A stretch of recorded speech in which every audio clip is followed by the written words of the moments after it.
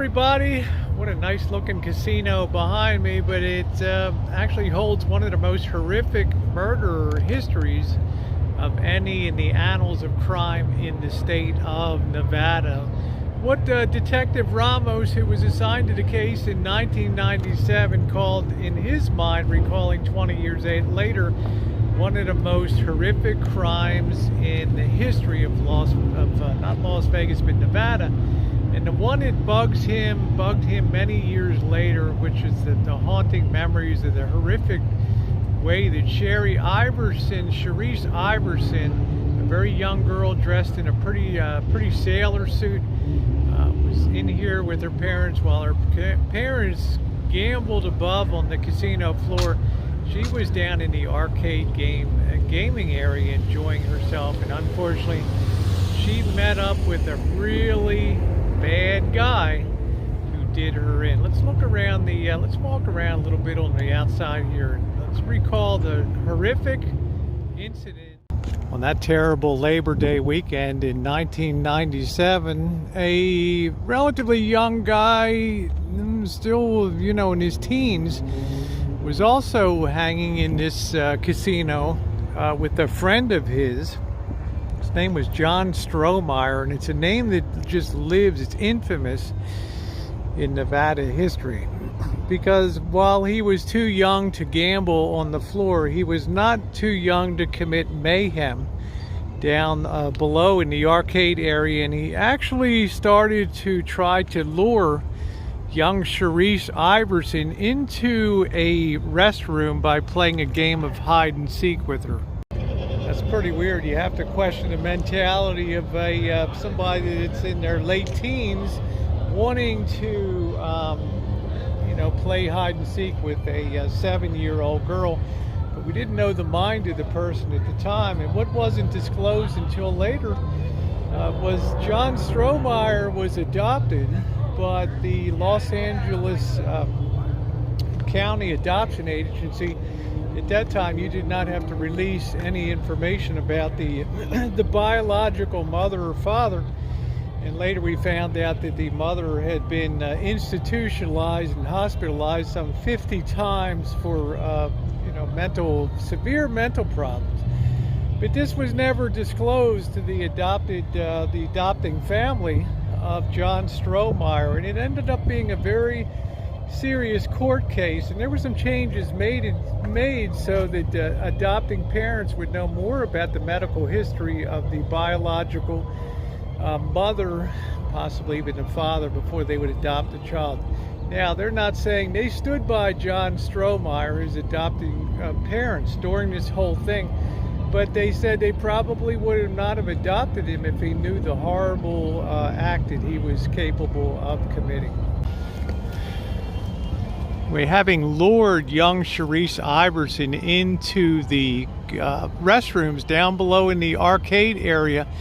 He then pushed her into the largest of the restroom stalls in the ladies' room, and he proceeded to try to sexually assault her. Well, she began to fight back, and as women were coming in and out of the restroom, he started to panic, and she was making noise and squirming, so he had to cover her mouth to keep her from screaming and calling help. But in covering her mouth, she did not stop struggling, and well, the rest is Nevada murder horror history.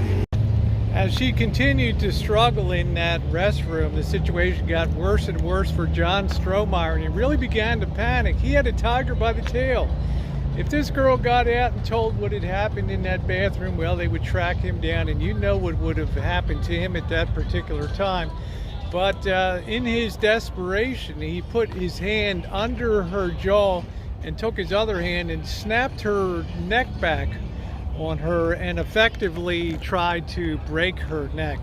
Well, amazingly, that did not kill poor Sherrice Iverson, so I hate to say this is really sickening to me, but he took a second shot and re-snapped her neck again, and it's unknown as to whether she was still alive or dead at that point, but probably she was dead. And worst of all, he then proceeded to fold up her little body and stuff it into a toilet in the restroom. I'll just tell you, this was horrific stuff. And if I had been the detective investigating this case, Detective Ramos, yes, I would have had nightmares for years. The women that went into the restroom came out screaming. You can imagine the sight they see. This poor, beautiful little 7-year-old child bent over and folded in half like some type of empanada or something, and stuffed into the toilet. Just absolutely horrible stuff. So, well, the consequences are he ended up, John Strohmeyer, serving sentenced to 4 consecutive terms, life imprisonment. Interestingly enough, and what also comes out of some of these cases that I like to talk about, were changes to the law that had a significant impact. In other words, Sherrice Iverson did not die totally in vain. Yes, it's horrific to lose a beautiful young child like that in their innocence, to have to die. Same way it just harkens back to the craziness of Chris Watts murdering his 2 girls.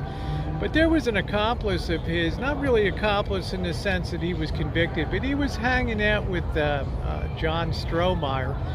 And he didn't really come forth with any information or any concern about what was going on in the restroom. And they tried to prosecute him, and they weren't successful.